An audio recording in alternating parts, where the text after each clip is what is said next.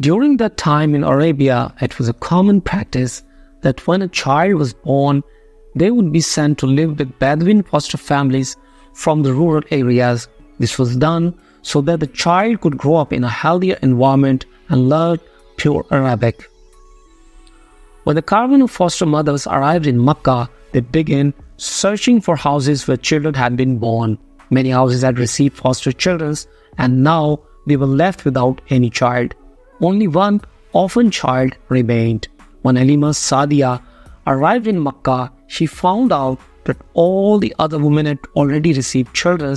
Now, only the orphan child was left.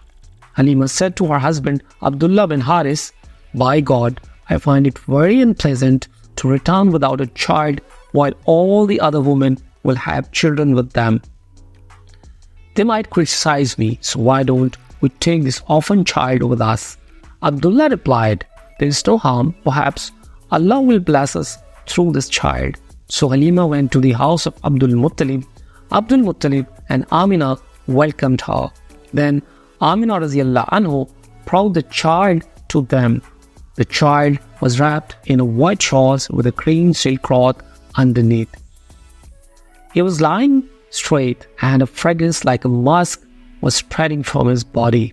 Halima, upon seeing his beauty and charm, was amazed. At that moment, he was asleep, and she thought it was not appropriate to wake him.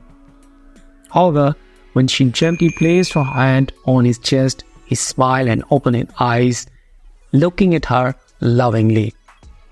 Hazrat Halima Sadiya radhiyallahu anha said, "I saw a light emanating from his eyes that reached the sky. I picked him up and kissed the spot between his two eyes with affection.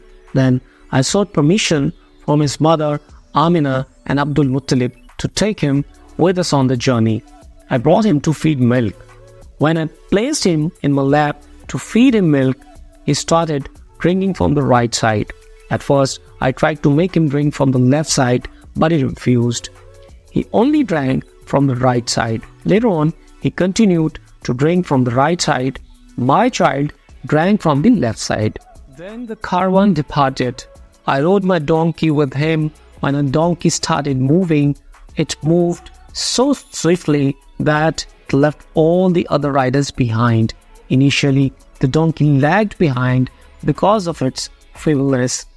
My fellow women travelers were astonished and asked me, "Oh Halima, what is happening today? How is your donkey moving so fast? Is this the same donkey you came on, the one that was difficult to ascend?" In response, I said, "Indeed, it is the same donkey. By Allah, the situation is quite strange now."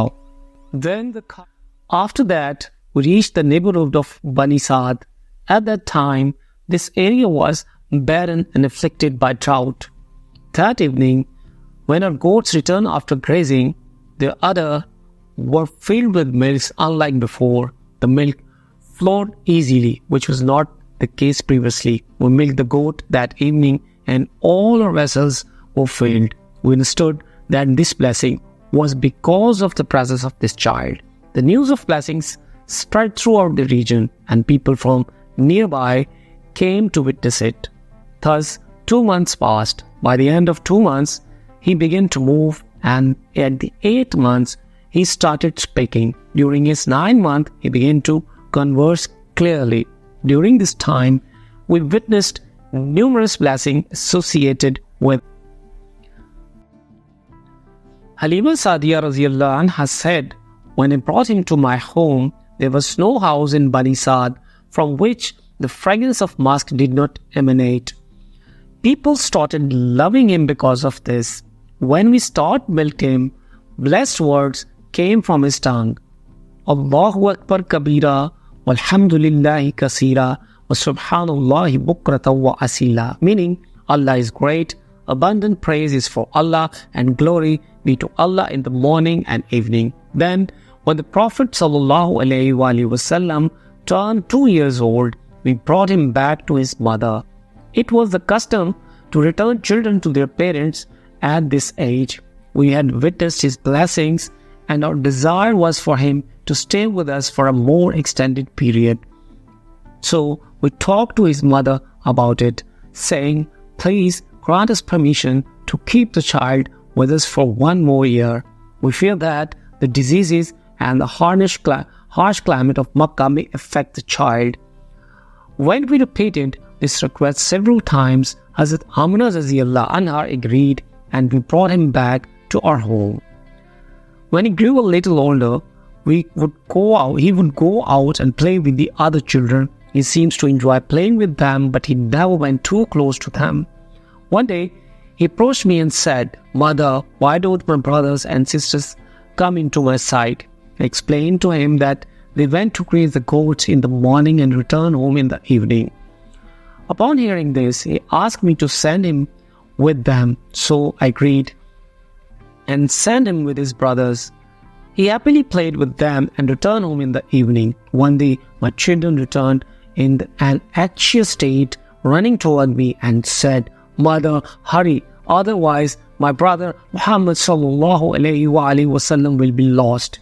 Hearing this, we rushed to the scene and found him standing there. His complexion has changed and there was pallor on his face.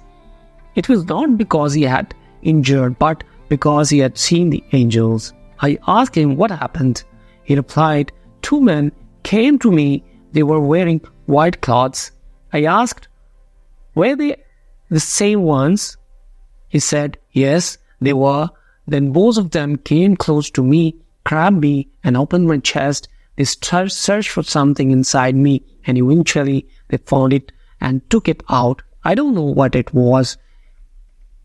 In other narrations, it is clarified that it was a black, gray-like substance. This substance represents the presence of Satan in the human body, and the angel removed it, leaving the person purified.